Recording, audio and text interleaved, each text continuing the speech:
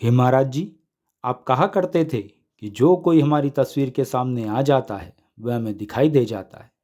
पर नाथ, प्रभु मेरे, मैं आपकी तस्वीर के सामने नहीं आया, आपकी तस्वीर मेरे सामने आई।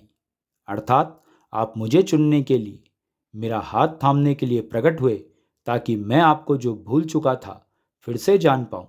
इसलिए आप चला के मेरा कल्याण करने के लिए मेरे सामने सही समय आने पर प्रकट हुए। ये बात पूरी तरह सत्य है, मैं आपकी शपथ खा के कहता हूँ।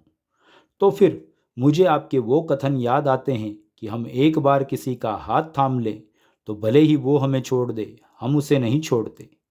इन पूरी परिस्थितियों को यदि मैं ध्यान से मनन करूं तो एक बात जो मेरी समझ में आती है वो ये है कि आप एक बार किसी का हाथ थाम लो तो भले ही वो भक्त आपको भूल जाए, आप किसी जन्म में, मैं फिर कहूँगा, किसी जन्म में उसे नहीं छोड़ते हो।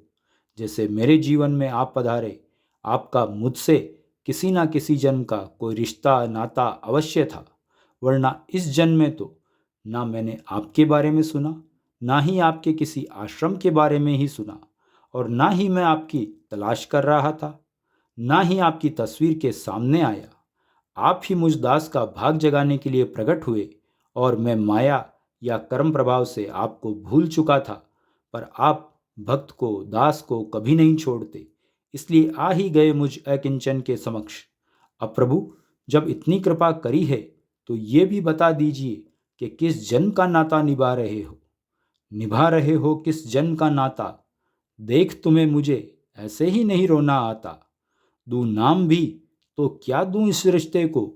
जहां रही जरूरत मुझे जैसी, तू उसी रूप में नजर आता। जय नीम करोली महाराज जी।